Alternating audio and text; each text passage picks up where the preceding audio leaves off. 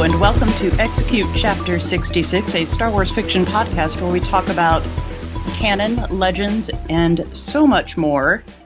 I know if you listened last time, we did say we were going to record Master and Apprentice next, but the Rise of Skywalker novelization came out very, very recently, and we all read it. Everybody's got opinions about it.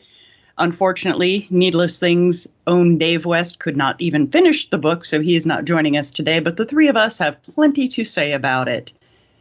And with me today are, as always, Chad Schonk and Ryan Schweck. And Chad, over to you.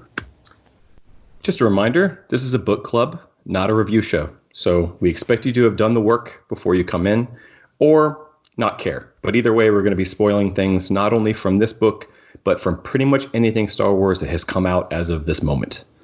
And this week, that said, this week, we had some, I think, really interesting news come out in the world of Star Wars. And Brian, what happened this week? Even with the quarantine going on, quite a few things happened. We'll hit on the big one last because I think it'll have a little bit more discussion. There was a really good interview with the Clone Wars actor or voice actor, what's his name? Sam Witter, who voices Darth Maul, and kind of gave some info about the finale of Clone Wars. It appears that, or according to him at least, the last 4 episodes of this season are basically intended to act almost like a movie, and that whatever happens is going to majorly change how one character is viewed, and then there'll be another really big kind of Star Wars galaxy-breaking thing that will happen. So they're pumping it up. I'm looking forward to it. There was some kind of mixed reviews on that last episode with Ahsoka, but, I think it was worth introducing her again and kind of showing where she was at before we got into the meat of it. But the biggest news... I loved that episode. I thought it was great. I didn't love it, but I think for what it needed to do and kind of show where Ahsoka is at this point, and I kind of had to remember that most people, their last, remembrance, or last time they saw Ahsoka was Rebels Ahsoka, and so it was good to establish her this is still, however many years it is earlier. I also like seeing level 1313. Yeah, that was a nice little callback to what could have been in the video game world. So in Mandalorian news, we had a couple castings this week. One that is 100% confirmed is that Michael Biehn from Terminator and Predator will be in The Mandalorian Season 2. They also confirmed that Bill Burr is going to return for Season 2, which, if you listen back to our review of The Mandalorian, I didn't love Bill Burr on the show, but those two are confirmed to be on it. The big news is that... Now, I have not seen if they have actually confirmed this. The Michael Biehn is confirmed, but that Rosario Dawson will be playing Ahsoka.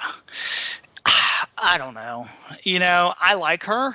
I was always in the camp that if we got a live action, I wanted Ashley to play her. But, we'll see. I don't know. What's y'all's thoughts? I wasn't... It took me a minute to process, because at first, the first time I read it, I said, what? Huh. And then I thought about it, and I processed it, and then I looked up somebody's artwork that they had done, just homemade artwork that they did of her as Ahsoka, and I said, okay, now I can see it. Yeah, I think it looks right. She definitely looks more like Ahsoka than Eccleston does, but... we'll just have to kind of wait and see. Now, right after that came out, it was followed by another rumor that is a little less substantiated. But, it's sources that have been correct before that Sabine will also be in the episodes. We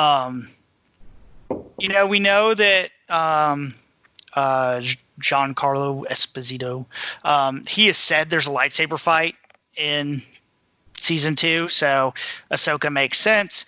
But for having the Darksaber, it just makes more sense to have Sabine around because she's kind of more closely tied with the saber. But we'll see, Well, and the last time we saw either of those characters, they were together. Right. And and that's the question. We don't really know, I guess, the time frame of when they leave to go get Ezra.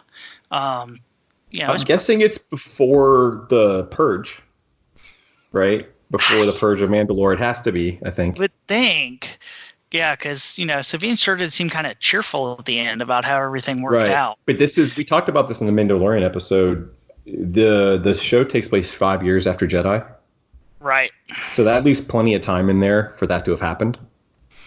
That's true. And yeah, so I think I got a little messed up on the timelines because I was thinking Bo-Katan, but then I thought I forgot all about Rebels and Sabine having the Darksaber. I was like, wait, that's right. And Bo-Katan had it the last time we saw, but if Bo-Katan is there for the Purge of Mandalore and doesn't survive, and that's where he gets the Darksaber, it could make narrative sense out of Sabine coming to get it in one way or another. There's also a rumor that I saw was that this was possibly setting up for a spin-off show. That live action show they've talked about, that's gone around since Rebels ended and kind of since the Disney Plus started. I don't know how I feel about it. On the one hand, I would love to see, because that theoretically would give us live action Thrawn, Ezra, all of them. But God, there's so many opportunities for them to mess that up after they've done it so well. So I don't know. Chad just wants his Sabine and Ahsoka show. Let him have it. I really do. I think I would rather have it animated. I would too. Yeah, and they've got they have all these live action shows that are announced right now, and there's no follow-up animated show currently. So I kind of think that's where it'll slip in. I think Rosario is really good casting. It will be tough for her to open her mouth and not sound like Ashley Eckstein. Yeah. But I think we could get used to that, and it'll be interesting. I don't know. I'm open to it because it's not going to take away anything else. And we saw Thrawn go from the page to being animated, and it's just going to be part of this process of building this new Star Wars timeline. Is popular characters. I will not be surprised if we see a live action Dr. Aphra at some point. I'm counting on that. So like there's. The shows, the live action stuff is kind of where the bread and butter is, and so they're going to want to try to take fan popular characters and make them live action. And you're right, they could go horribly wrong, but gotta let them try. Okay. So as Beth mentioned, there was other big news. This is less news. It's just things that came out. The final issue of Rise of Kylo Ren came out this week. It did. The promise. You're going to find out how he became Kylo Ren and got his name and got his lightsaber. And I'm not going to do any spoilers for that because actually it is supposed to, I think, go on the stands tomorrow. But it's a dud. I thought it was fine. It's not great. But it's not great, but I thought it was fine. But I do wish they had investigated the subject in a more substantial way. Yeah. Like, i.e., a novel. Yeah, it should have been a novel. Because it feels very light and shallow. But I liked what happened in it. I just didn't necessarily like how it was done. Yeah. So, as Beth said, we're here to talk about the novelization of Rise of Skywalker. Novelizations in movies have always been considered kind of low art. In the 80s and 90s, you guys remember they were everywhere. I mean, I used to read a lot of them. Hell, I read the novel of the Charlie Sheen masterpiece, Navy SEALs. There was a Navy SEALs. Ooh, Navy SEAls. Ooh, Navy SEAls. Work for hire licensed material like that is often a good way for a young author to get in the door or for a more established one to make a quick buck. But Star Wars novelizations have always been a little different. The adaptation of Star Wars A New Hope was written by Alan Dean Foster, although it was credited to George Lucas. People probably know it was a ghostwriting job. And in exchange, Lucas promised Foster that he could write the first sequel, the controversial Splinter of the Mind's Eye, which we may talk about at some point. But one thing people may not know about Foster's book is it came out 6 months before the movie. In an attempt to drum up excitement for the sci-fi community, Lucas released the novel on November 12th, 1976, which leaves me asking, should this date actually be considered the beginning of Star Wars and not 5/25/77? It had a kind of a bitchin', pulpy Ralph McQuarrie cover and was based on the shooting draft of the film. So there were differences. But since then, Star Wars novelizations have been notable for dramatizing scenes deleted from the final films and providing more depth and detail than is possible in a 2.5 hour adventure movie. So I'm a big fan of the Star Wars novelizations. I've always kind of said that if you didn't like movies, you could probably just read the novelizations and still be a Star Wars fan. Like in the whole context of everything. You could just read them like you would read any other book series. I agree. So have you guys read the novelizations? And is there any kind of little piece of info that pops out from one of them that kind of helped enhance your enjoyment of the story? I didn't buy a novelization until The Force Awakens. And since then, there have been so many other new books that I haven't felt the need to go back and get novelizations for the old movies. So this is all you guys. I've read all the novelizations for the movies except for Last Jedi because I'm just not going to get into that, but we all know why. But, you know, I have to talk about that one. The novelizations, I've always enjoyed them just for the stuff they add. They tend to, particularly the prequels, the novels made the prequels better. And, you know, that's one of the big jokes is the expanded universe has always made the prequels better, whether it's tie-ins, whether it's the novels themselves. And a really good example of that is Phantom Menace. Phantom Menace reads really well, actually better than the movie. And it goes a long way to show that Anakin is a lot more powerful than he was shown on the screen. Particularly, you know, we kind of saw in the movie where, okay, you can do a pod race, and so you have these Jedi instincts. And, you know, they kind of have the line where, okay, he kind of acts like he knows things before they happen, but that's about it. The novelization makes it very clear that Anakin is tapping into all sorts of Force stuff. And the biggest one is in the space battle in the end. The movie plays it all very much like it's accidental. You know, he's got the line about, oh, let's try whatever it is, a roll. Yeah, let's do that or whatever. In the novelization, he's up there outflying all of their people on instinct. And so that really stuck out to me. And there's a lot of other. The Gungans aren't near as bad in the book, and they kind of make a little more sense as a community and kind of how Jar Jar ties into them. But yeah, Phantom Menace is the one that really sticks out as making the movie better to me. I have 2 quick points. One, I'd like to point out, and you are correct, you don't have to listen to Jake Lloyd. Yeah. And Ahmed Best, and you're able to put your own voices to the characters as well. Mm-hmm. But there is a lot more depth to it, and you're right. I do remember thinking I like this Anakin better. For me, there's 2. In Foster's original Star Wars novel, one thing to point out is that, well, first of all, it starts with another time, another place, not a long time ago in a galaxy far, far away. And also in the introduction, the very first page, it gives kind of a background of Palpatine and the Senate. And now all that stuff is pretty, at this point, debunked. But it says the word Palpatine, which is not a word that was uttered out loud in a movie for the next 23 years. He was always just the Emperor. But that name Palpatine was in that original book that came out 6 months before the movie. But the big one to... But not Sheev. No, it didn't say Sheev. The big one to me, however, is James Caan's novelization of Return of the Jedi. And in that, there are a couple of differences. One, it shows some of the deleted scenes, like Luke creating his lightsaber on Tatooine. But the big thing that it does is Obi-Wan reveals to Luke that Uncle Owen, was Ben's brother.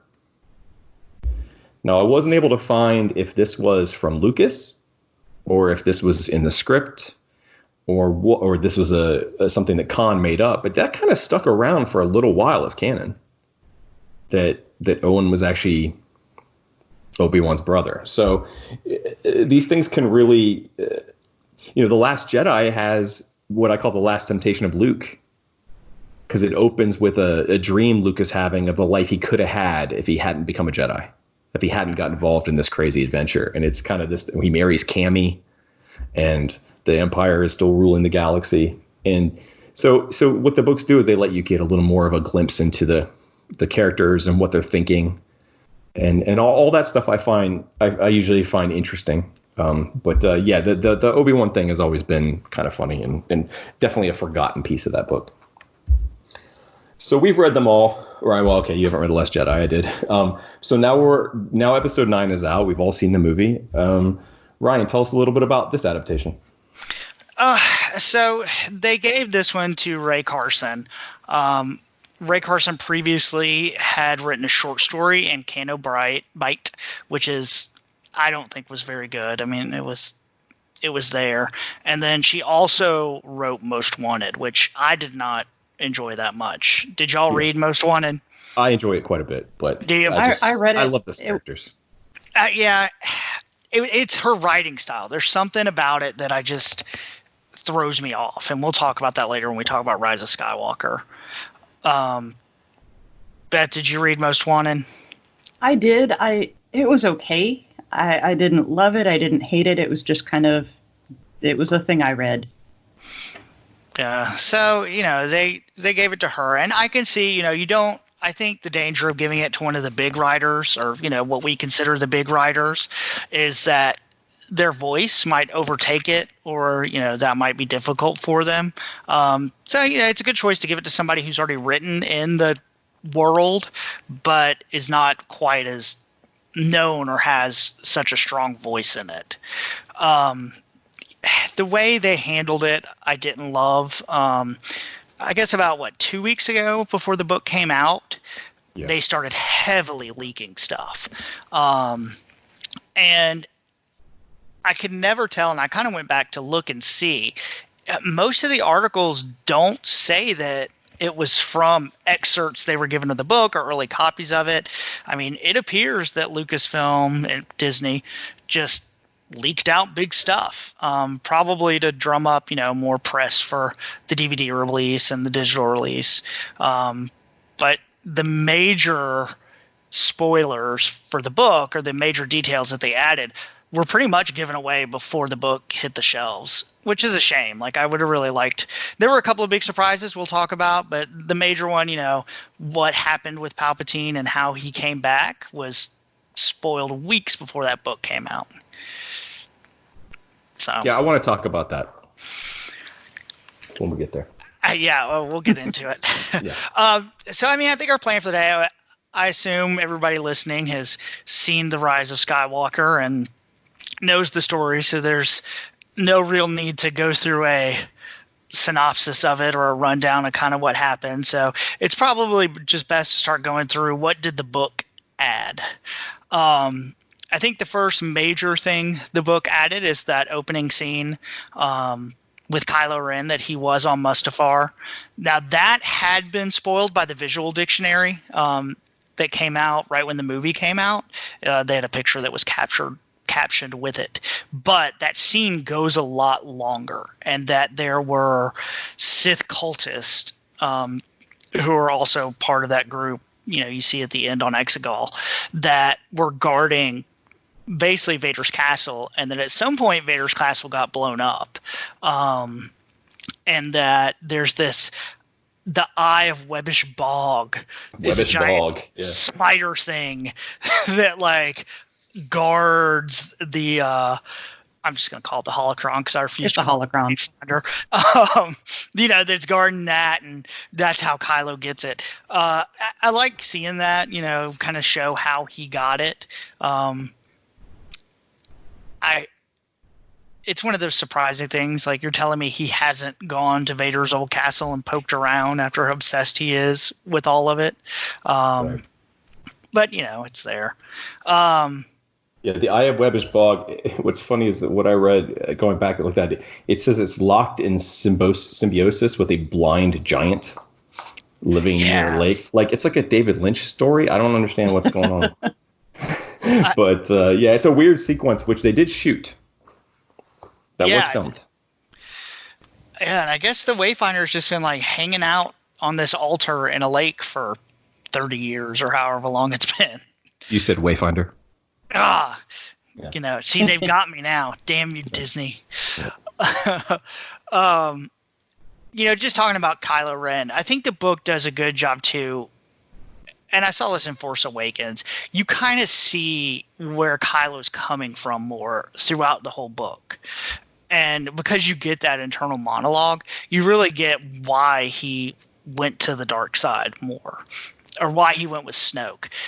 And I think they do a good job of talking about how he, had all these expectations on him and how that's not what he wanted. And, he didn't trust anybody, liked him more just because of who he was supposed to be and all that kind of stuff. I think it makes Kylo a much better character. I already think Kylo is an awesome character, but I agree. There's some things in here that, just like any time when you get in somebody's mind, in a novel, that's what these novelizations are best for, right? It is more detail, but that includes what are characters thinking, what are they feeling in a moment in a way that prose can that a movie can't.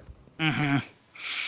Other stuff from the beginning, they do talk about that Maz is the big reason that the Resistance was able to rebuild so much. She kind of takes a more prominent role in that rebuilding, which is kind of weird because she isn't in Rise of the Resistance as much.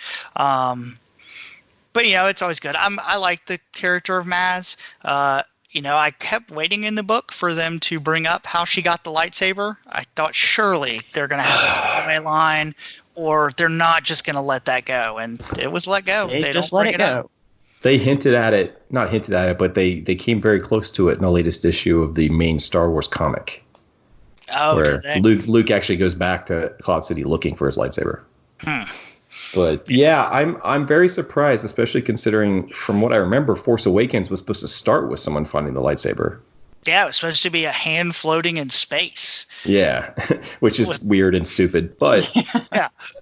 But still, so the fact that they started off with this idea of how someone got Luke's lightsaber, and then 3 movies later they still don't answer it, is very strange. I mean, I guess Ugnaughts got it out of the trash. I mean, yeah. Did it not go out the same little chute Luke did? Yeah, I don't know. One would think it would have burned up in when it hit the atmosphere, but okay. Whatever. It's real well built. I mean, Rey was able to rebuild it. Let's see, earlier stuff. Leia, there's a lot. The training sequences are a little longer with Leia and Rey. Which I liked. You got to see a little bit more of them. And Rey's kind of internal, that she does look at Leia as a mother. I think there's talk of that Rey was already rebuilding a lightsaber, and that the lightsaber she was building is that staff that she sees in her Empress Rey vision, that double-bladed one that folds in half. And it kind of talks about, she was building that because it fits her little bow or her fighting style. Yeah. It also goes to point out that Carson was able to have Leia say a lot more than the movie was, because she wasn't restrained by using previously shot footage. Right. Yeah. So the movie, Carrie gets to say a few things, and I think they did the best job that they could do under the circumstances. But in this, Leia actually gets to have dialogue that is specific to the movie, to the story, as opposed to general platitudes that she kind of speaks in the film itself. Yeah. Well, and we get the details that Leia quit the Jedi training because she had a vision that if she continued, it was all going to go bad. That is in the movie though, but later. Yeah, and I don't think it was that detailed though. It said no. Yeah. Luke says that Leia knew that the end of her Jedi path would lead to the end of her Jedi path would lead to the death of her son. Yeah, is what Luke said. Which and that's why she quit. How'd that work out? Pretty much exactly like that. Yeah. Just like that. One thing I did think was interesting that Leia, they confirmed that Leia, at least in stuff that I guess flashbacks with Luke or anything I can't remember exactly when it was, but that Leia is more powerful than Luke is. That she was more naturalistic with the Force and probably could do more than he could. You know, they talk about her. She was communing with Obi-Wan. Who else did they say? Yoda at some point. Luke. Yeah. Which brought up one thing I've thought about. And I can't remember if we talked about this on the movie podcast. I find it odd. That was a long time ago. That was a whole pandemic ago. Yeah. I just think it's weird that Anakin never really shows up. I think he's embarrassed. Yeah. And I've kind of like tried to think through like, okay, how could you include him and when? Like, I think it would have been such a powerful scene. Like, once Ben became Ben again, if then he finally saw Anakin. Not Vader, but Anakin. Right. And that's, you know, he had been so obsessed with his grandfather and then realizes when he comes to the light again that that's not who Anakin was in the end. I think it could have been. I mean, that scene's already, you know, so crowded. I don't think you could have done it because you had just finished the Han stuff. So it would have probably taken away from his son some. But I think that would have been really cool, you know, to have Hayden Christensen. The whole movie is so crowded, though. Mm-hmm. It is. He had a lot to do. He had to erase a whole other movie and then tell another movie. Yeah. So it's really like 4 hours a movie. And I feel like that's part of the problem, though, is not all of that needed to be erased. Not every bit of it. I feel like it was being a little petty to go after the Holdo maneuver thing. Yeah, like, we could have just let that go. Yeah. He could have. I mean, it was a multi-billion-dollar pissing match. It really was. Although, did you see that some people think in that scene with Wicket at the end, if you look at the ship in the sky, the Star Destroyer that's destroyed, it looks like somebody did the Holdo maneuver on it. Yeah. Like, if you look at it real close, it looks like somebody was like, you know. I do like they tried also in the book, and this is just little stuff, that they tried to explain light speed jumping. And that, like, yeah, we had added something so we could do that, and it messes up the shit. Just say it's movie nonsense. It's fine. Still doesn't work like that, guys. Still doesn't work. No, it doesn't. I don't care. It's fine. You're wrong, movie. It's light speed is used in different ways in every single Star Wars movie, including Lucas's movies. That it's fine. I agree with you. It's not possible with my vision of how hyperspace works, but it was a little silly. But yeah, I know they do try to explain it. You do see sometimes in these novelizations, especially in the prequel novelizations, of the writer just trying to like make sense out of the nonsense in the movie. Yeah, because the movies are silly, but when you sit down to read the book, yeah. Now, and Chad, I'm curious what you thought about this. For me, reading this one felt much more like somebody sitting next to a script and going more directly from it than previous books have. That's one of my criticisms of the book, yeah. Yeah. Is that it feels, especially I thought in the back half, I feel like she took a little more time early on to kind of get deeper into things. But in the back half, there were sequences where it just felt like she was just describing what was happening on screen. Mm-hmm. And as someone who has adapted his own book into a screenplay and my own screenplay into a book, if you do that, your book's going to be like 90 pages long. I remember reading it and getting towards the end and thinking like, man, there is a decent chunk of this story yet left once we get to Exegol. And there was only like 30 pages left. I think the book should have been 75 pages longer. Just give me character, give me stuff to settle into. Because it's short. I don't know how I read it on Kindle, so I don't know how many pages it technically is. Yeah, I read it on Kindle too.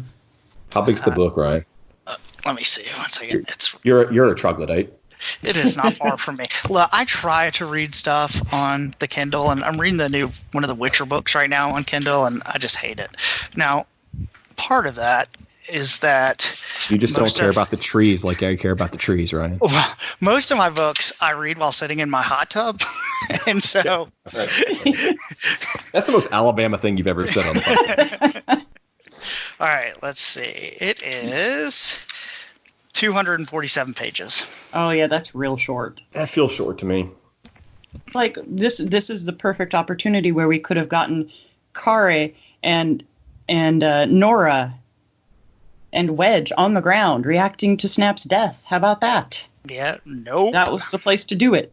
And you could have saved a little space by getting rid of the completely useless Zori Bliss sequences.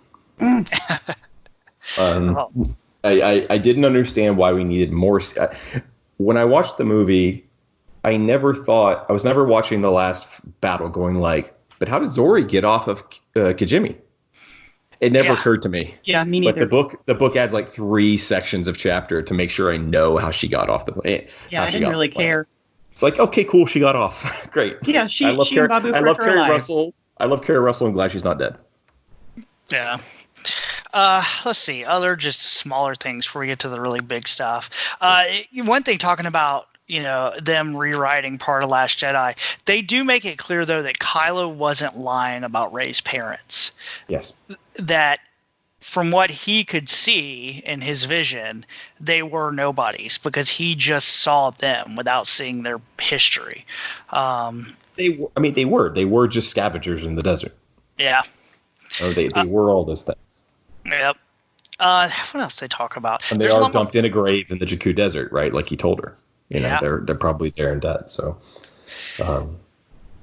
I'm still iffy on that, but yeah. Yeah. But it does explain that away. It does explain that in some way, and that makes sense. Makes sense. They had, let's see, there's more on the First Order and kind of what they did after The Last Jedi. They do make it clear, without having to read Rise of the Resistance, that they were blocking transmissions when Leia was calling out. But even then, it's weird, because while they say that, like, it's a thing they all know, it still has the uncertainty of, well, we tried to call out and nobody answered us, even though they have that answer, which I thought was kind of odd. And I think they could have rephrased it to be like, okay, are people too afraid now, or what is it?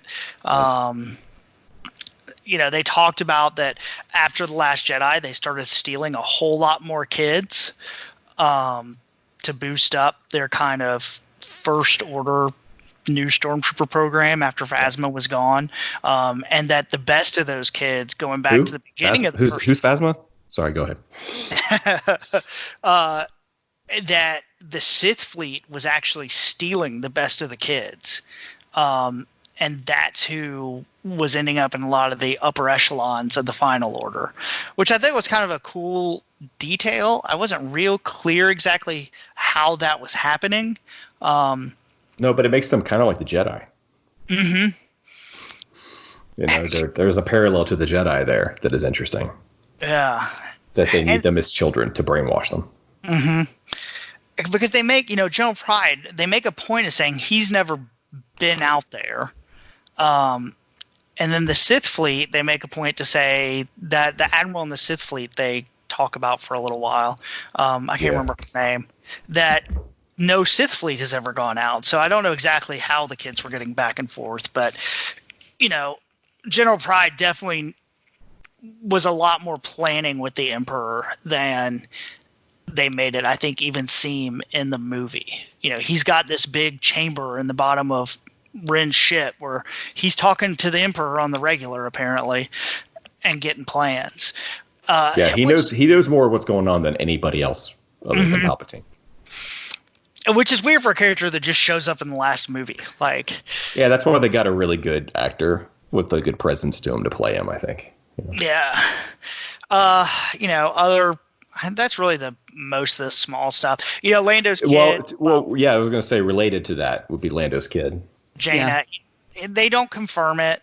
I didn't get the impression that it was his kid at all, that he was just thinking that, it would be nice to help these kids, and if he finds his own daughter, cool. I think white people just got really confused. Because you had 2 dark-skinned people talking about something where they must be related.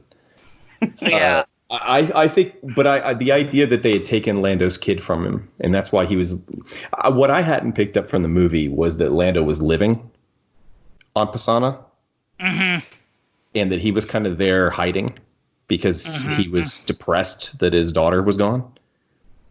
And so, and I do like that concept where the First Order was kidnapping the children of rebel heroes, including, Kylo would be amongst that. That would explain why Kylo is part of the plan. To use them almost as meat shields. To say, you can't shoot these stormtroopers because one could be your kid, Lando.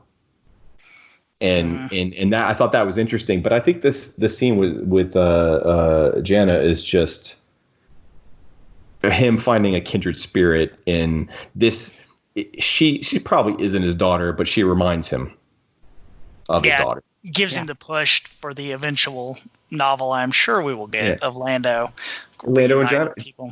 Yeah, and it gives him a purpose. You know, he what I like in the movie, the way Billy D plays that scene is he's the only one left.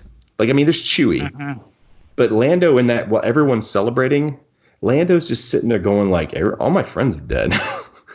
You know, like I'm the old man at the party. You know, he's like, I should be in bed.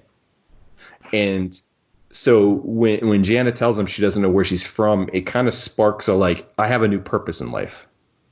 Right. Well, and I think it probably shows him, too, that just because this kid was taken doesn't mean she's gone. That there's people out there that escaped and that... Right. That's true, too. Yeah. If there's hope for her, there's hope for his daughter. Right. Another good, speaking of Chewie, I really liked the interrogation scene. Well, there's two Chewie scenes. Yeah. I liked the interrogation scene where, you know, Kylo goes to pull stuff out of him and instead sees, you know, Uncle Chewie. Uncle Chewie, yeah. Uncle Chewie riding on his back. And then the other one when Lando... Now, this scene was awesome because it had two great moments when Lando first gets back on the Falcon and he's kind of talking about how hand modified it, you know, put more bunks in, which is really nice, like family thing. But I love the details that Lando's cape closet was retrofitted to be Chewie's bunk. Lando's kind of sad about it, but then he finds that Chewie's little hollow disc, and you know the one thing he has is of him playing with Ben. If that closet was big enough for Chewie to live in, Lando had way too many capes. Oh, it was quite a closet. It was quite a closet. And I love just it's referenced like I think 2 or 3 times that Poe really likes Lando's capes. As Kira would say, one would say too many capes. Yeah, that he really likes it. All right, well, let's get into the real big meaty changes.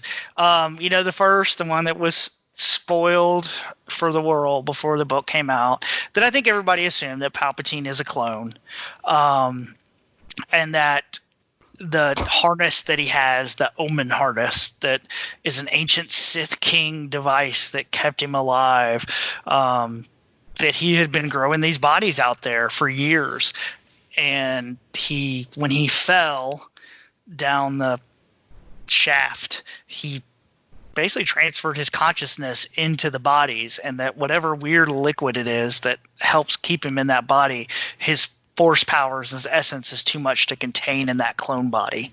Yeah,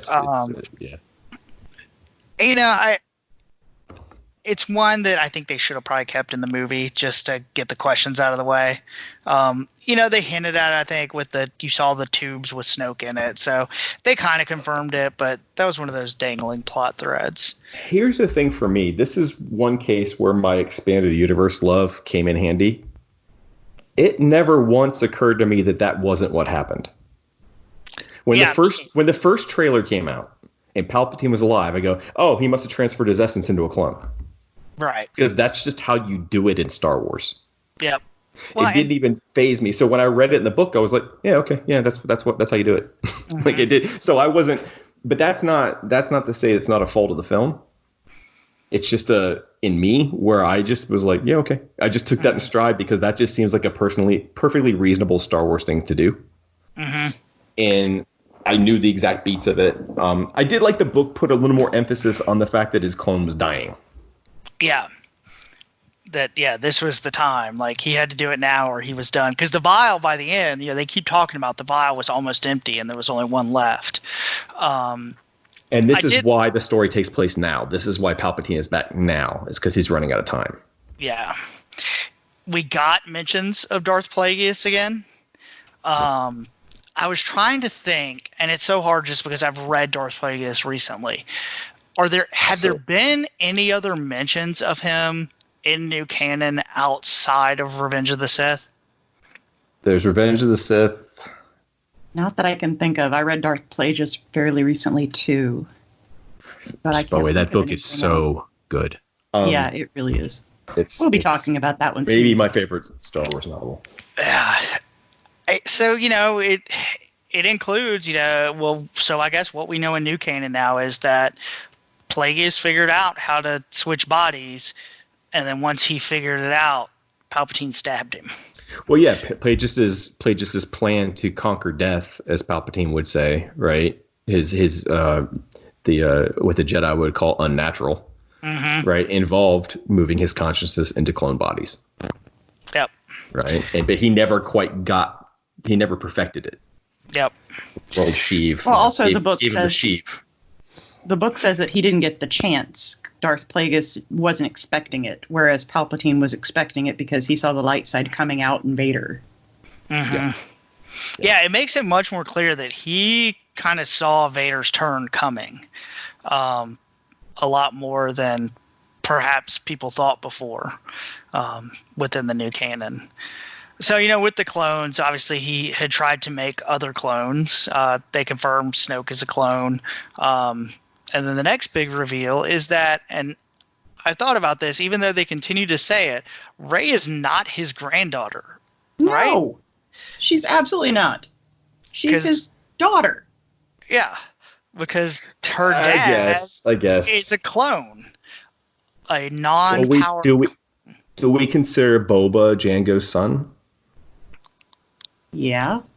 Well, then he's a clone of Jango, right? So Boba's are Boba's kids grandkids of Jango Fett? I mean, that's the thing, right? If that's the case, then it's the same thing. Clones are confusing. And this clone wasn't an exact match. It wasn't powered. It didn't look like him. Well, obviously, because no woman would have had sex with him otherwise. Yeah, I was kind of hyped on the idea that Palpatine had like a wife. That he had some hidden family somewhere. Not even hidden. Like, he's the Emperor of the Galaxy. Shouldn't he have a wife? Given the timeline, he would have already been hideously disfigured by the time he had this family. So what woman's going to look at that and go, yeah, I want to hit that? Mm-hmm. I don't know. People had sex with Ron Jeremy all the time. Like, it's not. They were paid for it. So was she. I was gonna make a Melania Trump joke. Anyway, so no, I agree. I agree that the thing that I found weird about the whole Emperor's clone kid thing is that the whole plan was that Palpatine would put him out into the world, hoping he would fall in love, hoping he'd get lucky, hoping you've had a kid, and hoping that kid would be powerful.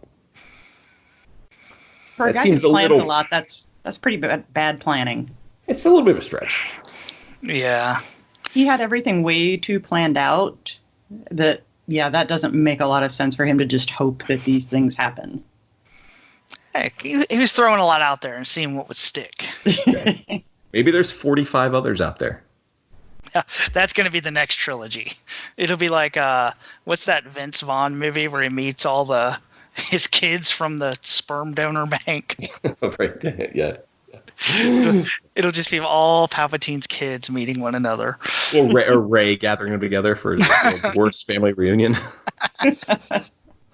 It'd be awesome. But that is one thing that I thought that was an interesting beat. I don't know if I like it but it was something that I'm not sure if I care, but there might be a cool story there about the Emperor's son. There might be a cool story there that we can dramatize in some way. Mm-hmm. And make the character of the mom and dad a little more, I mean, they're just flashes in a flashback at this point, right? So, but maybe someone can take hold of that story and tell something interesting. I don't know if I feel like that's a book though. Yeah. What are we talking about? It might be a story. Like, it might be a short story, but I don't know if it would be a whole book. No, it could be wrapped in other things though. You can have a whole story about what he did when he was on the run, between meeting his wife and. Yeah, you just got to find the interesting character, Just to make, so. Now, one thing I did think that was interesting they added, there's a lot more details about what the dyad is and kind of what it means and kind of how it works. Okay, I need you to run it down for me, though, because I still am not 100% clear on this dyad thing, so please lay this out for me. So what the dyad is, apparently, it's a force, I don't know if you call it a power or divergence or whatever that happens, once a millennium or something, that it's a force construct that binds two people together. Basically like two halves. And so when they are together, they're more powerful. They hint, or they pretty much say that the Sith rule of two is somewhat based on this dyad thing at some point, which I don't know if that makes a whole lot of sense, but it kind of explains that, like, that's why they're so drawn to one another, because it's like missing half of yourself, and when you're together you feel whole. So that part kind of made sense to me, but it was the whole Sith portion of it that I was like, wait, what? I don't remember anything about Darth Bane ever having any kind of worry about any dyads or trying to get dyads together. Hey, that's not in canon anymore. They can okay, fine. Rewrite what they think. I think maybe we rewrite that the rule of two hasn't. They have a strong link or something.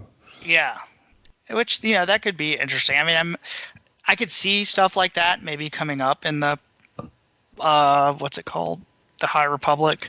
But yeah, we'll see. I kind of like the explanation of the dyad stuff. I was kind of, when we get to the scene at the end when they go through and they talk about how all the Sith lives in him and blah, blah, blah, all the Jedi are behind me, I really thought we were going to get a little more explanation on that one. Like, are we talking literal here? Like, you really do have all the spirits of the Sith operating within you, or are you talking figuratively? I don't know. I thought there'd be more to that. Rey has all the Jedi, right? I guess. I don't know. They could have gone a lot more into that in the book, given that how short it was. That was another thing that they really could have given a little more time to. I thought that there was going to be a lot more to that scene in the book than we got from the movie, and it felt so much less impactful reading it than it did seeing it in the movie. The voices definitely did when she tells the voices to be with her. Yeah. And all the voices from the past talk to her. They don't really tell you who's talking, which is fair. Rey doesn't really know who they are, although it says she does. It says that she doesn't know the voices, but she knows who they are when they speak. But for us, it was just a random lines of dialogue. And I'm like, no, but Ahsoka said that. It's so much cooler if Ahsoka said that.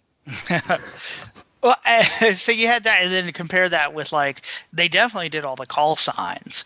So when they all I want to talk about that. I have that list. I have that list. Yeah, when the cavalry arrives, we get a member of Alphabet Squadron, Phantom Squadron, Yaz. We get the Ghost. Hopefully, hopefully flown by Jason Syndulla. Alphabet Squadron, you get Zay Versio and the Inferno Squadron. You get Kaz and I think Yeager. Because Kaz says something and then a gruff, deep voice says, "Cut the chatter, Kaz." Yep. That's got to be Yeager. Yeah, I assume that. And then, the Ghost, Phantom Squadron, and then there's the Anodyne 2, which I can only assume is a medical frigate because the Anodyne was the medical frigate in The Last Jedi that got blown up. Yeah, that's what I assumed it was. Yeah. So, but yeah, I thought that was really cool. It reminded me a little bit of Rogue One. But it was Carson saying, like, because here's the thing, the people who watch the movie, there's a small subset that are going to read this book, and they're us. And so this was a shout out to us, right? This was all of this canon, all of the Rebels and all the shows and the books. This is it coming together, and it's letting you know. Like it's not fan service. It's almost kind of fan service, but it's just a little wink to us. It was fan service, but I liked it. Yeah, it was a wink to us.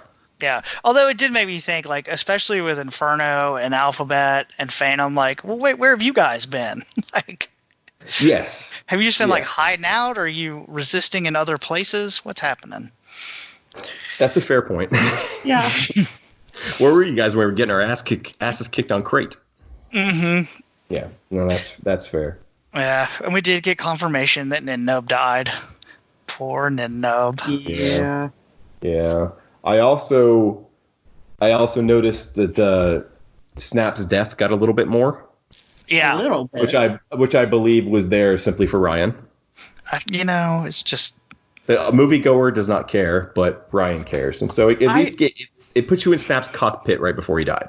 I needed a moviegoer does not care, but I needed more from that as well. I needed more than the book gave me too. I was fine with it because he's not a big character in this book. Yeah, I mean, I think a longer scene might have been out of place in this book, but God, they devoted so much to that little group in the books that, like you said earlier, I wish they would have at least mentioned Nora or said something about her, but I get they did have more room because it's a short book, but yeah. So yeah, I mean, that's all the major stuff I had. Was there anything else that y'all? The other big thing. Finn, the whole I gotta tell you something thing. Yeah, that was the last one I wrote down. Yeah, that was my first one. That's my last one. Yeah, it's not even a question. He has force powers and apparently that needed to be in the movie. It was. What he was going to tell Rey needed to be in the movie though, because that drove me insane. See, this does is add the moment where he goes, I wanted to tell you something, and she says, I know, at the end, right? Like, I know. But I thought it was pretty clear when he could sense she was dead. Right? Like, and if you go back to Empire, you could say, oh, well, Luke was able to, talk to Leia through the Force. Well, there's a reason for that. We didn't know it at the time, but there's a reason for that. And the fact that Finn's like, Rey's gone. Like, she's dead. I was like, you're like, yeah, that's pretty clear to me. I agree. There should have been a punchline to that running joke. Because I loved Poe's moment of later, like when Poe's not here later. Like, yeah, when Poe's not here later. And they wanted to couch it they wanted to keep you thinking it was like a romantic comedy type thing. But I don't know. It was pretty clear to me by the end of the movie that that's what he was talking about. They made it clear, too, with Rey saying, like, not just that he's got some force sensitivity, that he is probably Jedi level, like, at some point. Because I think she goes into talking about that he was so pure that he would never be tempted by the dark side and that all that kind of stuff. Yeah. Yeah. No, it was definitely more clear here, and I thought that was okay. I think that the movie, it would have been not a mistake. I think it would have been tough for the movie to go into it too much, but I agree, Beth, that paying off I want to tell you something probably would have been better, which this book does. Yeah.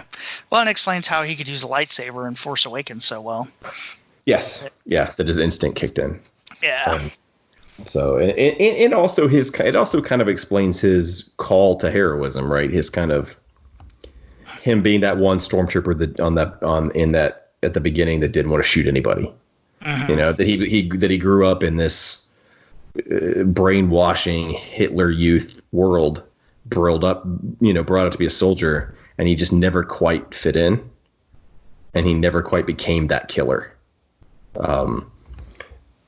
Depending on the movie, because sometimes Finn really likes fighting and sometimes he doesn't, but that depends on what the screenplay has to say. Sometimes he's a really good fighter, sometimes he's like, how does this work? Like that.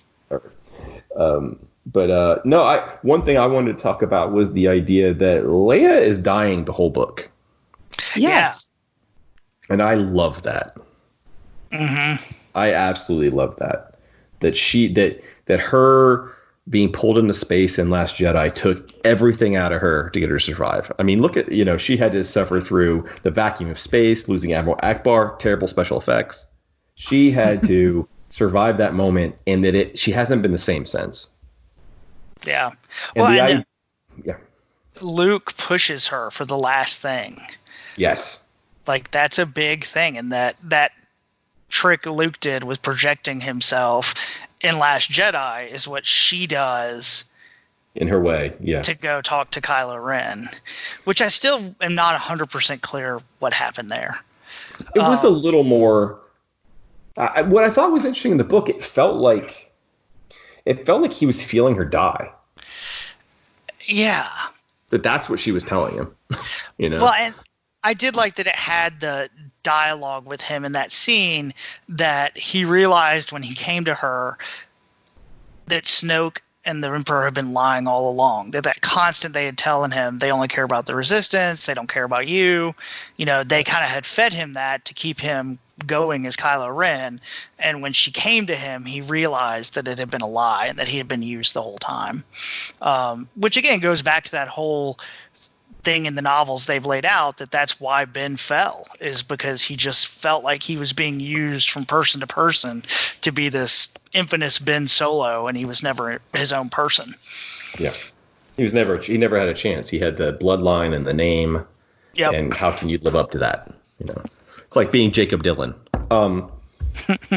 Yeah, I just like the idea that Leia is basically dead, and she is holding on to do one thing, and she may not necessarily know what it is, but it made it make a lot more sense to me why she finally in the movie just all of a sudden just dies, because having Luke talking to her the whole time in the book, telling her to let it go, to put it down, to it's time to go. Yeah, and her saying, I still have something else to do. Like Leia can't rest until Kylo Ren is dead, right? And it's only and she doesn't fade into the Force until Ben does. She goes with her son, which is really sad if you think about the fact that Debbie Reynolds, her last words were basically saying she wanted to be with Carrie, right? So I struck that parallel it kind of hit me, but the fact that Leia's body hangs around until Kylo disappears, but her life, the last thing she has to do is basically, with Rey's help or helping Rey, kill Kylo Ren. And she does that, but that was the last bit of her strength. She was running on empty. And the power that she needed to do that, especially in her condition, was vast, and it took a toll on her. And she was already dying. I think that's what I liked in the book. She was already dying. Everybody around her was worried about her. But and Luke was like, "Come on, it's cool, come chill. It's neat over here. We glow blue, but we all float down here." But but her idea, and it's very Leia-like. That's what I liked about it. She's like, "No, I got something else to do. I can't die yet. I still have work to do." And I thought that was a very Leia way to go out, And so I really enjoyed. That's one thing in the book I really did enjoy was it's not a ton, but it does give more to Leia than the movie. And again, I don't blame the movie. It's not their fault. Yeah. And just the details, the medal is much more sentimental, I think, in the book, because you get to hear her thoughts on it. And, you know, Maz gives it to her. And I like that scene better. I thought it was beautiful because she was like, this was the last time we had, like, she's like, that moment was full of hope. Mm-hmm. Well, she was like, Maz knew. Like, they pretty much say that Maz knew what was about to happen. Leia should have just coughed in the first 5 minutes, so we know in any movie where a character coughs, they're going to be dead by the end of the movie. That was kind of how they were treating her. She was like, I don't know, Doc Holliday or something. But speaking of Doc Holliday, I listened to the Needless Things tournament looking for the greatest movie of all time. Boy, we have very different taste in movies. Cadaver could not stop voting for Hard Ticket to Hawaii. Of course he couldn't. Every time. It got to the finals. It was beaten by Alien in the finals. He kept pushing for Hard Ticket to Hawaii. Very different tastes. At least mine made it out of the second round because Arian has at least seen some good movies. Anything else you have on your list, Ryan, or question? Like, do we want to talk more general, like what we felt about the book? Yeah. Well, I've got a few things still here. Oh, sure. Okay, sure. So having not read the comics, I felt like the Knights of Ren was just yet another long list in characters who could have been cool if they'd been given something else to do in the movies and not relied on other media to make them cool, a la Darth Maul or Captain Phasma. They were great concepts of characters that were never given anything good to do or good stories within the movies. Because the Knights of Ren show up and they look badass, and then they just basically do nothing. They have one fight with Kylo Ren. That's it. The end. Well, and I'll tell you, they're not that great in the comics either. No, I was about to say the comics doesn't help. It's about the same situation. They're just kind of like there. They have a little more personality. Yeah, they worship like a lightsaber, and they have a little bit of force sensitivity, but that's about it. And I would also disagree with you. Darth Maul is cool as hell in Phantom Menace. Yeah, he is. And then he just gets cut in half halfway through being cool. Your boyfriend cuts him in half, and we go from there. But yeah, it's I don't know. He's one of the coolest parts about Phantom Menace. So, but I agree with you that like Phasma as a character I make fun of a lot, only because I love Brienne of Tarth. I love the armor; it's cool looking, and she just feels so like 1980 Boba Fett. But Boba Fett at least wasn't hyped up.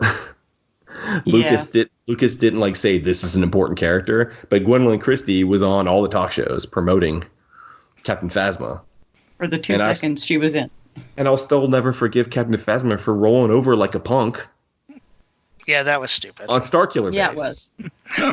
Like, what kind of soldier are you? And I think they tried to explain that away in her book and in her comic, that she was really out for herself. Yep. And a little bit of a coward. But I think that's a little retconning.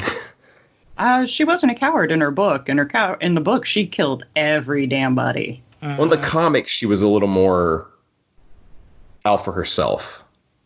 She's out for herself in the book too, but there's nothing cowardly about it. Okay, yeah. So they just kind of messed up that character.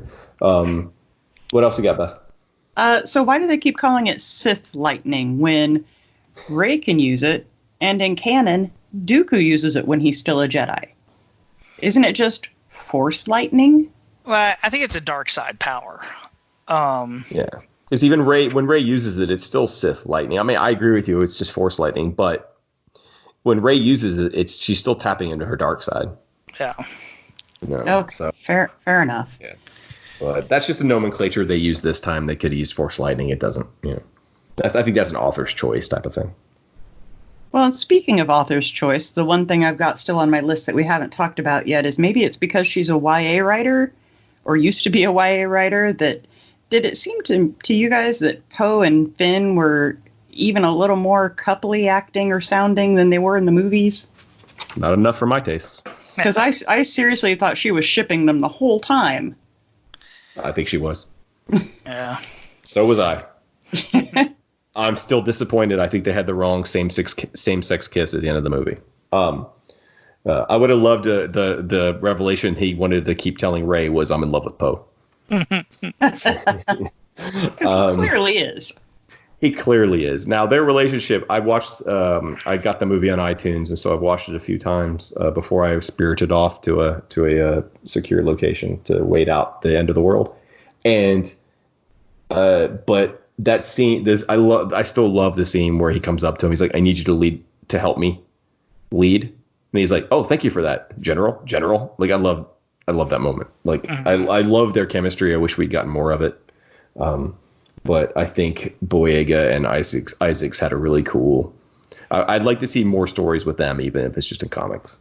Yeah, I think Poe in general, and I like Poe in the movies a lot, but I think the comics and the novelizations of all the books that have come out, Poe's an even better character in the other stuff. His comic was great. Yeah. Do you like Poe in Last Jedi, Ryan? Be honest. It's not Poe's fault. None of it made sense. Okay. I get Poe's desperation of why is nobody telling me this? It makes literally no sense. That's fair. It's fair. He's a little bit of a prick in that movie, but yeah, I agree. Anything else, Beth? I don't know if this is just me or not, but am I the only one to see the name of the ship as the Steadfast and say, wait, hang on, that's not your ship? The Steadfast is a Chiss ship. Yeah, they've addressed that. I think they not addressed that, but I read about that. Yeah, I mean, there's ships named stuff. I get that, but it's already specifically canon as a Chiss ship. There's thousands of other names. Maybe they had heard about it after what happened in the last Thrawn book, and they were like, look, this thing was awesome. We were totally naming the ship after this. Steadfast is a kick-ass name. Yeah. Or maybe they just didn't pay attention. Yeah. What are you going to do? Maybe they just didn't pay attention. Yeah, I know that's nitpicky, but it jumped out at me immediately. No, I noticed it. I noticed it as well. I'll say I really liked being in Ben's head at the end.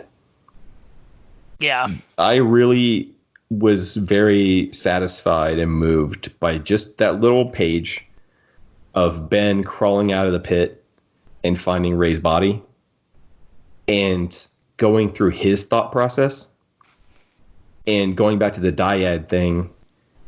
The dyad thing is something that it does create a Romeo and Juliet type structure to the story or type feel to the story at times. These kind of star-crossed lovers. But his frustration in those moments that he finally found the other half. He found what he was looking for. The Sith wasn't what he was looking for. Uh-huh. What the part of him was missing was this girl. Now, that doesn't mean it has to be romantic, but he found his other half, and now she's gone. And I thought his despair in that moment was great, but then the idea that but then when he picks her, I don't know, I just found that all very moving, and my favorite Kylo Ren is casual Ben Solo. I love when he shows up wearing like a t-shirt and jeans in the end of the movie. I think that's my favorite Adam. I mean, Adam Driver's great in the whole series. I think he gives the best performance. Well, one of the lines I really liked that they had when he gets to Exegol, he talks about that he can move faster because he doesn't have a cape and a helmet on anymore. Yeah. Yeah. and the helmet, it's been a running joke, like, you don't need that stupid helmet. Yeah. But I thought it was like a good nod that you drop all this other stuff and you're better. Yeah, it's just that's true. One, it works logistically because it's like this formal BS is, just it's not functional. It's all just for show. But then you're right. Also, once he sheds Kylo Ren, he's light. And did anybody never study aerodynamics to know that a cape is not going to help you run? Have you seen the ships in Star Wars? They do not care about aerodynamics. I'm sorry. They're operating on different laws of physics in a galaxy. How does a B-wing operate? I have no idea. But you're right. Not only is he lighter afoot, but the way Driver plays him in the movie, he's lighter in spirit. Mm-hmm. I love the one thing to me that works with the Knights of Ren is I love his fight with the Knights of Ren. Mm-hmm. I love his expressions on his face when you can see who Ben Solo was in those moments. Yeah, when he just does that shrug. Yeah. Or when he kneels down on it, he kneels down, he's got the lightsaber behind his back, and the guy hits it, and he kind of does a little head shake. He's like, ugh, let's get back into it, and rolling his eyes and everything. Or when he gets the lightsaber and he does that little shrug kind of bow, all right, here we go. Now I got a lightsaber, you're dead. I think with that scene too, the dyad explains a lot more too why they can drop a lightsaber and he can have it. Yes. It's not some new force power. It's these two can do it because they're essentially one person. Yes. Yeah. No. And I like that. I thought that stuff was honestly really well done. It was just all the stuff around it seemed very perfunctory. Uh-huh. It was just and then this ship did this, and then this ship did this, and it's just give me something other than just a rundown, just a synopsis of what's happening on the screen. Right, because I can watch that. Yeah, there were whole sequences that felt just transcribed from the screenplay. Yeah. And there were plenty of sequences that didn't, but and I'll pick on it one more time. If the Zori Bliss things were deleted scenes, they should have been deleted. And I didn't understand why we were following them. But yeah, I don't know. I know Dave couldn't get through it. I don't think that's quite fair. I don't think it's nearly that bad. No. No, it's not. I think it's perfect. It's not. I don't even know if it's good, but it's not terrible. It's not unreadable. She's not. I don't think she's a bad writer. I think she's a very competent writer. To me, they just didn't add enough additional details to make it not worth, but, I didn't see enough details to make it that different from the movie. And I found myself sometimes almost scanning because I was like, yep, Me too. I know exactly what this looks like. Well, yeah, you find yourself scanning through sequences where there's nothing added. Right? Yeah, exactly. Where you're like, okay, yeah, I know this part of the movie. And that is, I think what it felt like to me was she was given this extra footage or this extra story stuff that most of it seems like it was either cut from the script or cut from the final cut. But I didn't feel like she infused enough of her ideas into it. It was like so many other novelizations. I feel like the authors deepened the Star Wars world by adding their own details to it that accumulated over time as the expanded universe, as canon. As we all know, Obi-Wan is still Ben's brother. Owen's brother. But the idea that, like, how to put it, this time I felt like she was so restrained as to, like, because remember this and Last Jedi, they're calling the expanded editions of the books, right? Yeah, it took me a little, like, when I was trying to search it, I kept finding that when I was buying it. I was like, what in the world am I looking at? Like, it's a marketing thing. I was like, expanded? What? They did the same thing with Last Jedi. They did the same thing with Last Jedi. And yes, and if you're ever buying a Blu-ray or something online or whatever, when it says expanded edition, that is not a director's cut. That is not a director's cut. That is, they had extra footage and they put it into the movie to make it longer to sell you another copy. Yeah. And that the director usually doesn't have anything to do with that. Oh. In this, it feels like, but the idea of calling this an expanded edition is kind of like, yeah, this is the expanded edition of the movie. Yeah. But all the novelizations are an expanded edition.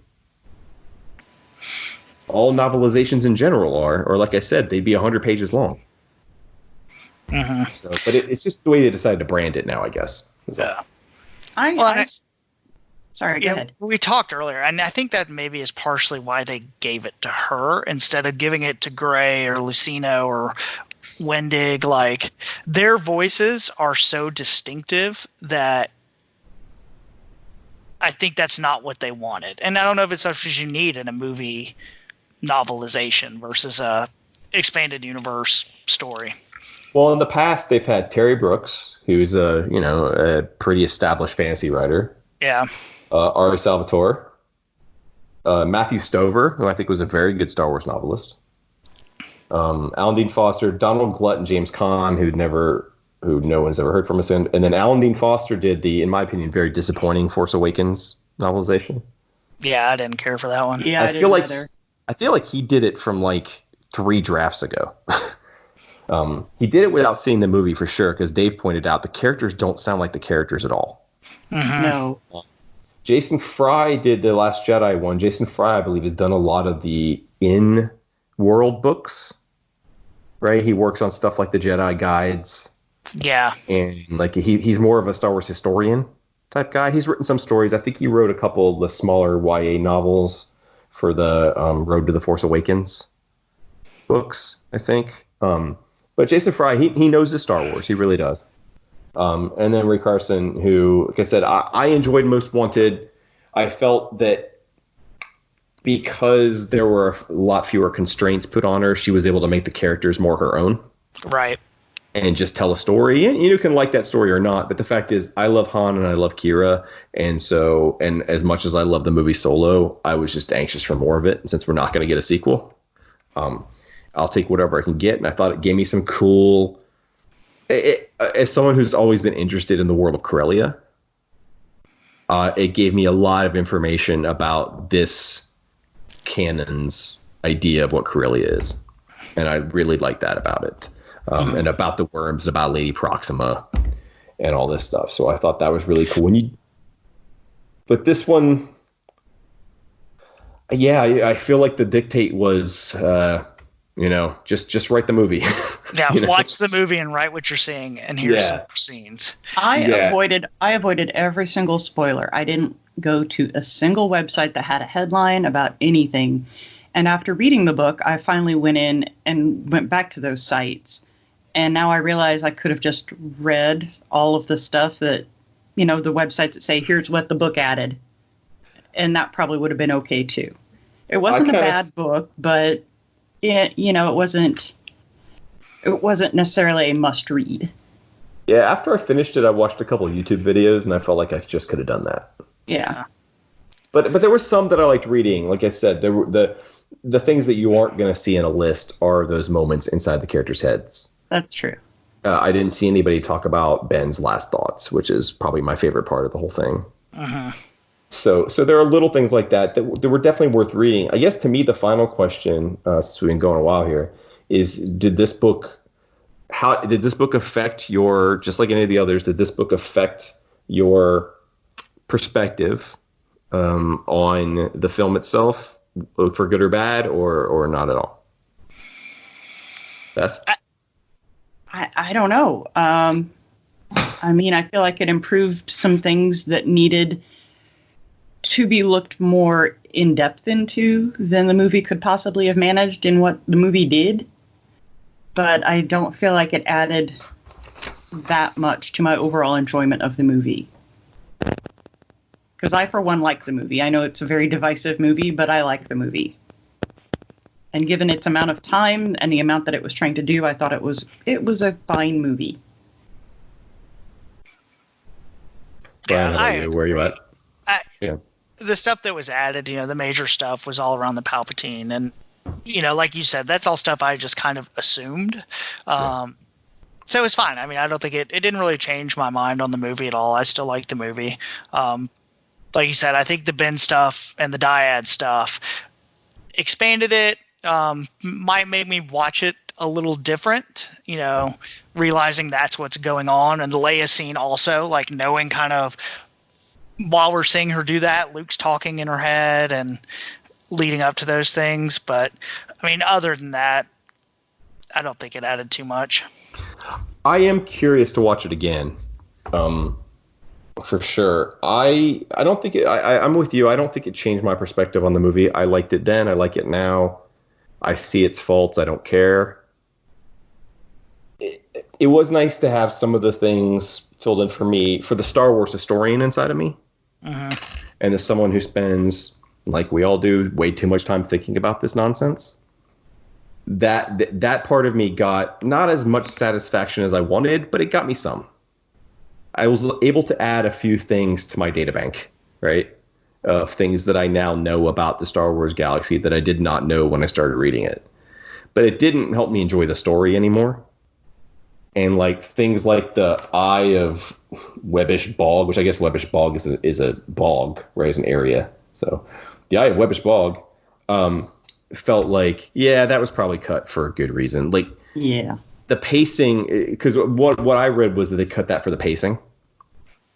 Because he was trying to get this kind of breakneck opening and get Kylo to the Emperor as fast as possible, and it just kind of dragged it down. And it was almost in that scene would almost make more sense on a cartoon than it would here, because Star Wars moviegoers aren't necessarily used to seeing weird stuff like that on the screen. Yeah, it would have benefited something like that. Like they did those short Clone Wars, the little 15-minute ones they did. Yeah. That would have been a good place for something like that. And apparently the people who designed the creature are big fans of it, so maybe we'll see it in some other medium. And I'm definitely down for that, as long as it's more interesting than the boar gullet from Rogue One that I still don't understand. Okay, so I think we went into this thinking we are more divided, but it seems like we're kind of all on the same page. No, I think so. I mean, I didn't hate it. I don't want to come across like I hated it. I didn't. I'm going to let the listener in on something. It's going to take a lot for me to hate a Star Wars book. I just like them. Even the bad ones. I've read lots of bad ones. But in every bad one, I find things that I like. And one of the things that I like is it's Star Wars. And I am completely honest with the fact that my bar for Star Wars is so very low because I just enjoy it. So even where this let me down a little bit, it wasn't that it let me down. It didn't live up to the hype that I thought was coming. I didn't read any of the leaks either, Beth. But by the reactions to the leaks, I thought this was going to be some major stuff coming down. Me too. Mm-hmm. And with the Emperor thing, I didn't assume. I knew what the Emperor had done. Yeah. I just knew what he had done. It was like, oh yeah, he's fallen down. I didn't need you to tell me that. That's what happened. You know?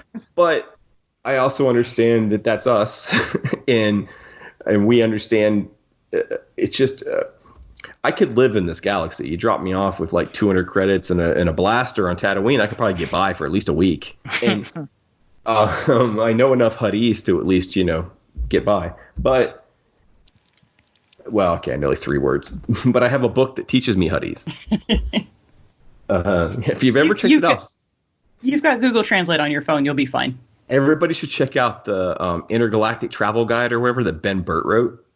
That's got it teaches. It has it's basically like a travel guide, but it's got language phrases for Ewoks and Hutts and Bocce and all this stuff. It's really cool. Anyway, but I felt that, but for those some of the moments that I guess were made more news, like Palpatine's a clone. I was like, yeah, of course he's a clone. It didn't faze me. But again, that may still be a fault of the movie. Uh-huh. In the same way that I think Solo made a mistake by putting Darth Maul in it, but I loved it. I think that, with this, like, I don't mind that they didn't explain it because I just got it, but maybe that was a mistake because people were very confused and angry about the Emperor being back. So is there anything, and this is one last question I had, is there anything you wish they had expanded on or explained more in the book they didn't? That's a good one. They did show more of Chewie and Lando gathering people, a little bit more. Uh-huh. I don't know. I mean, I do wish that the action sequences had a little more depth to them because I did feel like they were just rattling off the events. Yeah. And at certain things. But I think, honestly, I think you brought it up. I think Luke's lightsaber. Yeah. It's something that I really kind of bugs me. So mine, and it was it's something so small. And I remember thinking about this when I saw the movie and then the book. I thought they were going to get there and they didn't. When Lando gets back to the Falcon, and in the movie you get to see him kind of looking around and touching it. In the book they kind of expand on it and him going to the various places. I wish there had been a line or said something about L3. Yeah. I just really wanted that. Or her to say hi to her. Him to say hi to her. Mm-hmm. Yeah, that would have been cool. All the time. Sorry, go ahead. I said I like that scene though with Lando. I'm a sucker for any of our heroes going back into the Falcon for the first time in a while. Yeah. When Han did it, when Luke did it, when Lando did it. I just feel like with all the time that we had available in a book, we could have spent some time following Chewie and Lando doing their thing, gathering the allies. And I honestly thought that's what we were going to get when they were headed out. It's like, oh, now we can see what they're doing and how they go get everybody. The problem with that is it would have drawn into question the time frame. Yeah. I get that. In Star Wars, you never want to think about the time frame. Well, remember, they said time works very differently in the unknown regions. So. Oh, okay. That was true. Yeah. So they did do a little bit of that, but you're right. I would have liked to have seen more of that. Even though they gave us more, I could have used a lot more Leia. Yeah. But I think it's a fine line to walk, right? You could really show up the movie, and by having her have this much bigger part. But that doesn't. At the end of the day, that's not a novelization of the movie. Mm-hmm. But right? I think the training stuff was important to add. Oh, absolutely. Yes, absolutely. And I thought that stuff was great. She takes a little bit. One thing I know I liked. She takes a little bit more of a tour of the Lars homestead. Yeah, which I liked. That too. I liked. And so her lightsaber at the end. That's not the one she's working on at the beginning, right? It's a new one. No, yeah, she discarded that first one because she saw it in the dark vision. Right. And do we have any? Have we gotten? It's been a few months since the movie came out. Feels like forever with all that's going on. But do we have an opinion on her lightsaber color and what it could mean? That's another thing I thought they were gonna expand on, maybe just with the line that she was gonna start something new. Yeah. That was kind of the end result, is whether it was a gray Jedi or new rules or whatever that may have been, but it again was just a pretty much, this is exactly what you saw in the movie. Well, according to the book that we'll be talking about next, I remember them saying, Obi-Wan saying that lightsaber colors didn't mean anything besides the Sith lightsabers. Not to George Lucas. Okay. Mm-hmm. Lucas only wants red or green and blue. He insisted on only green and blue, with one exception, because he wanted Sam Jackson in the movie. But it does definitely mean something that Ahsoka's are white. Yes, but she's not a Jedi anymore. Yeah, that's true too. She's not a Jedi anymore. She might not even have kyber crystals in there. It could be something different, right? No, she does. She does, though. Are they kyber? In the book. Do we know? Yeah. Okay. Oh, right. Yeah, you're right. In the book. Yeah. Okay. She takes him up an Inquisitor. To me, the end is more. I mean, I know they're done with these characters, but at least in movies, of course, we'll see more of them in other literature, I'm sure. But the idea of seeing Finn training to be a Jedi is kind of fun to me. Yeah. Is she going to continue on the Jedi? I don't know. There is something to be said for her being the last Jedi, that they all live in her, and it's up to her whether or not. And I kind of like that it's vague. It's up to her whether or not to restart it all. Yeah. Because it didn't do well the last time. Well, and one thing we didn't bring up about the book that goes on throughout it, apparently Luke knew everything that was going on, and he can write in some ancient Jedi text, and he was making cliff notes about what was going to happen, and yeah. And we didn't hit upon the one of the catchphrases from the book was in the movie, which is Luke was looking into that. Mm-hmm. He was looking into so much stuff. He really was. And apparently he enlisted other people to go do it with him. I don't know. I enjoyed it. The few details that came up, but I agree with you, Beth. If I just read them, I probably would be okay. Yeah, I agree. Maybe the real reason Luke bailed was because he was looking into so much stuff that he just got overwhelmed and was like, you know what, screw it, I'm going to go be a hermit. This is too much. I'm doing too much. Not to fight over Last Jedi, but the one thing I'll say about Luke becoming a hermit is that look at his role models. True. Look at Yoda and Ben. They did the exact same thing. They went off and hid. So he's just doing what his teachers taught him to do. But yeah, I don't know. I will always, to me, and when I told you guys I wasn't getting much out of it, I hadn't gotten to that Kylo stuff at the end, that Ben stuff at the end. And that's the stuff that made the book worth it for me, was that it even kind of explained away the kiss and made sure we knew it wasn't romantic. Mm-hmm. Well, and I never thought it was. Neither did I, but I appreciate so many that people, they confirmed it. Because so many people were pissed about that moment. And I thought it made sense.